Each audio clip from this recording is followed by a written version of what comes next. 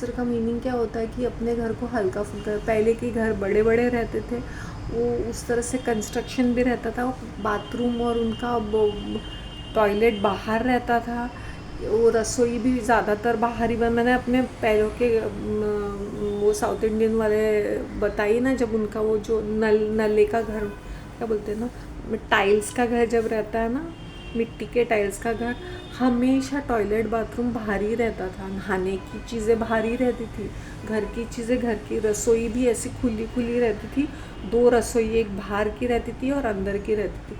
So when you have a bigger house, your own space, अभी भी I have seen मेरे रिश्ते 2 kitchens रहते हैं उनके, एक रियल प्रॉपर खाना बनाने के लिए, एक खाना एक ऐसे ही रखा हुआ है कुछ भी तो भी कितना क्लटर, कितना क्रॉकरी, भाई आता कौन है, खाता कौन है उन चीज़ों में, वो भी मेलेमाइन के ये चीज़ें, स्टील के, मतलब दुकान बना के रख दिया है घर को। फिर इनको बीमारियां कैसे नहीं लगेंगी, फ्रिज में चिप के खाना बना के इनका वेजिटेबल्स निकाल के तोड़ के खा सकते हैं, लेकिन नहीं, उनको तो नॉनवेज खाना है, ये सब फैंसी चीज़ें। बड़े बड़े घर, लेकिन ऐसी जाने दो, जाने ही दो, मैं बोलती हूँ। तो इसको भी मेरी मासी को कितना बोलती थी, इतना मत बना के रख, इतना मत बना के रख, कौन खाएगा, कैसे खाएगी, तू यही खाएगी, खाती रहेगी क्या।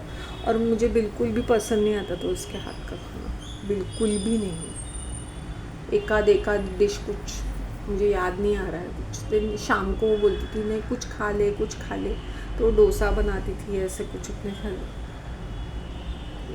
मतलब ऐसे ही कुछ। तो मैंने बोला ठीक है यार, अगर बोल ही रही, इसके साथ मेरे कितने दिन हैं, ठीक है। जबकि मेरा बिल्कुल वो किचन का क्लटर देख के और भी इरिटेटिंग लगता था। मैंने बोला यार क्या तितर चीज़ें रखी हुई है, तेरी बेटी को सिखा उसको घर गृहस्थी के, बस उठ के सुबह उठ के अंडे खाएगी और क्या आलू खाएगी, और मोटी पाड़ी ऐसी जाड़ी बटाटी हो गई है, बस खाते ही रहना है कुछ ना कुछ, और बेकार की बकवास हरकतें करनी है तुम्हारी शादी तो हो जाएगी पैसे दे के, लेकिन लोग ना ऐसे लगते हैं, उनको लगता है शादी एक फंक्शन है कि अटेंड करके, मैंने बोला लोग तो भूल जाएंगे निभाना तुझे है। तो शादी बहुत ही सीरियस चीज़ रहती है, क्योंकि इसमें बहुत सारे लोग जुड़े रहते हैं सीरियसली। मैं अपने पति को, अगर मेरा पति को जो भी होता तो मैं उसको बोलती भाई तू अपने रिश्तेदारों के साथ निभा, जहाँ मैं नहीं कंफर्टेबल हूँ, मुझे हर जगह फ्लैश करने की ज़रूरत नहीं है, हर जगह चिपक के जाने की ज़रूरत नहीं है ना। कुछ मेन फंक्शन से साथ में चले गए, वापस आ गए, लेकिन मैंने देखा कि ज़बरदस्ती लोग एक दूसरे के रिश्तेदारों में घुसे पड़े रहते हैं, even if they are not close to them. मैं ये सारी चीज़ें ओपनली क्यों बात कर रही हूँ, मुझे कोई मतलब नहीं है कि बात करने की, मैं एग्जाम्पल दे रही हूँ कि वास्तुशास्त्र का जहाँ पैसा आना है, जिनके नसीब में पैसा लिखा हुआ, वो किस तरह से भी कमा के रखेंगे, लेकिन वो दूसरी बात है कि वो इंजॉय करते कि नहीं, वो स्मूथनेस है उनके लाइफ में, या सुकून की ज़िंदगी। या लोग मुझसे क्यों जलते हैं, क्योंकि उनको मेरी ज़िंदगी में सुकून है, सुकून की ज़िंदगी है, स्मूथ लाइफ है, because I chose this life, when I made this choice I had to sacrifice many things.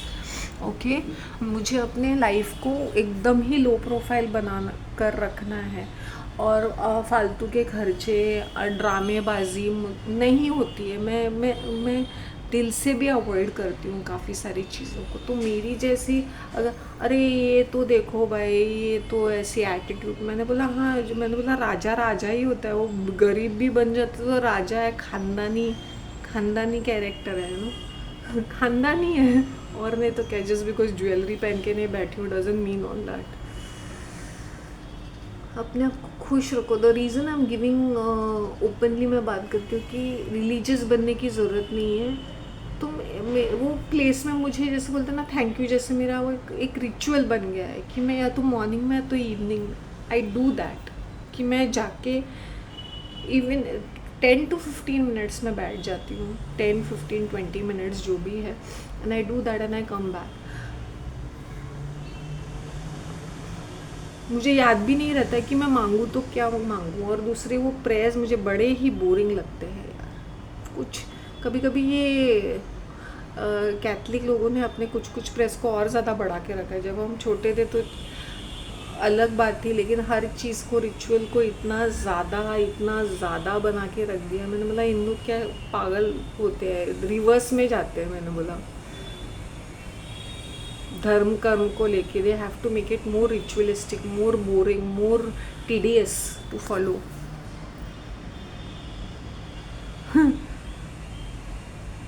बस गप्पे लड़ाते रहे.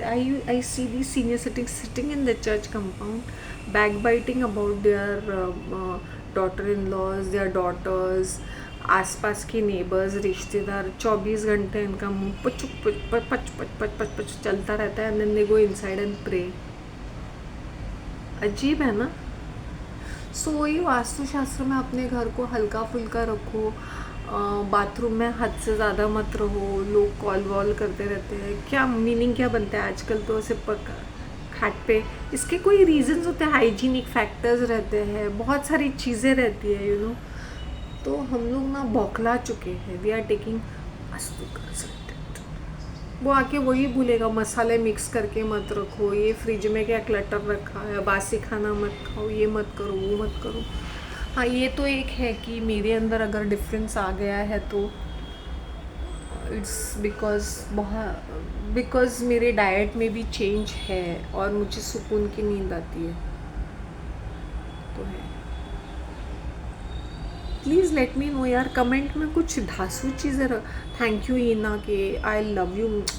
इतने कुछ भी हो, you are putting those efforts to write those comment. मुझे अच्छा लगता है यार.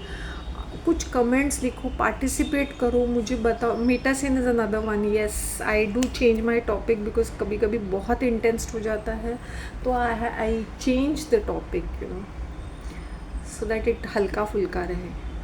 इतना मत घुसी, इतना सीरियस नहीं बनने का. मेरे बाल भी अच्छे लग रहे हैं, सुपर लग रहे हैं, मैं भी क्यूट लग रही हूँ.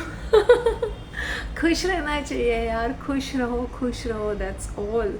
और खुश रहने के लिए तुम्हें XYZ की ज़रूरत नहीं है, लोगों की एंटरटेनमेंट फैक्टर की. बस अपने मज़े में रहना चाहिए.